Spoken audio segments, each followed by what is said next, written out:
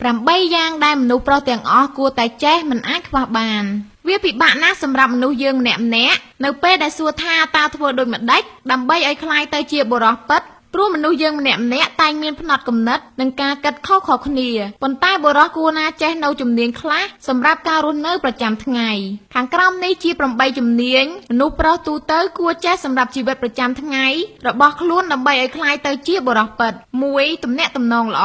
មនុស្សប្រុសគួរតែបង្កើតទំនាក់ទំនងឲ្យបានល្អជាមួយមិត្តភ័ក្តិក្រុមគ្រួសារស្នេហានិងអ្នកជុំវិញខ្លួនព្រោះអ្នកទាំងអស់នោះអាចជួយឲ្យយើងទទួលបានជោគជ័យក្នុងជីវិតគ្មាននរណាម្នាក់អាចទទួលបានជោគជ័យដោយគ្មានការគាំទ្រ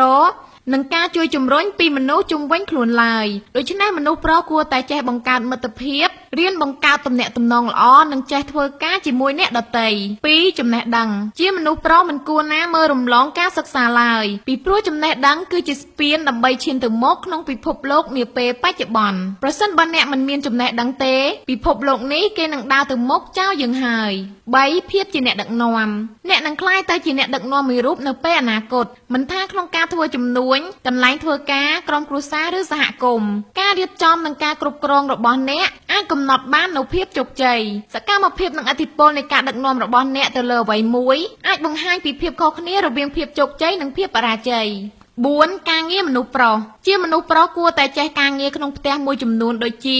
សម្លៀងកាំបិតតភ្លើងតទឹកការប្រើប្រាស់ញញួរនិងការងារជុំវិញផ្ទះណាដែលត្រូវការប្រើកម្លាំង 5. លុយអ្នកគួរតែមានគំនិតមួយថារកប្រាក់ចំណូលបានកាន់តែច្រើនកាន់តែល្អវាមិនមែនជាការលោភលន់ទេប៉ុន្តែត្រូវគិតថាអ្នកបង្កើតចំណូលទុនទុកសម្រាប់តម្រូវការសម្រាប់គ្រួសារឬអ្នកជុំវិញខ្លួនហើយអ្នកគួរតែចេះមានភាពទទួលខុសត្រូវទៅលើទ្រព្យសម្បត្តិនិងប្រាក់កាសដែលអ្នកមាន 6. កាយសម្បទារឹងមាំជាមនុស្សប្រុសគួរតែព្យាយាមថែរក្សាសុខភាពនិងកាយសម្បទារឹងមាំព្រោះក្នុងនាមជាមេដឹកនាំមួយរូបយើងគួរតែបង្ហាញពីគំរូដ៏ល្អមួយសម្រាប់អ្នកដទៃបើសិនជាយើងមិនមានសុខភាពល្អឬកាយសម្បទារឹងមាំទេនោះវានឹងមានការពិបាកក្នុងការមើលថែអ្នកដទៃ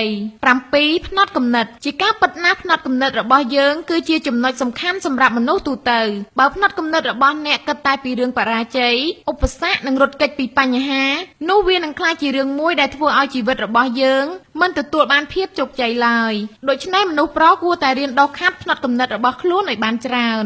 8. ការស្លៀកពាក់ចំណុចចុងក្រោយដែលមនុស្សប្រុសមួយចំនួនតែងមើលរំលងនោះគឺការស្លៀកពាក់ការស្លៀកពាក់សមរម្យក៏ជាផ្នែកមួយអាចធ្វើឲ្យមនុស្សប្រុសមានទំនុកចិត្តលើខ្លួនឯងដែរនិងមើលទៅមានភាពថ្លៃថ្នូរជាមនុស្សប្រុស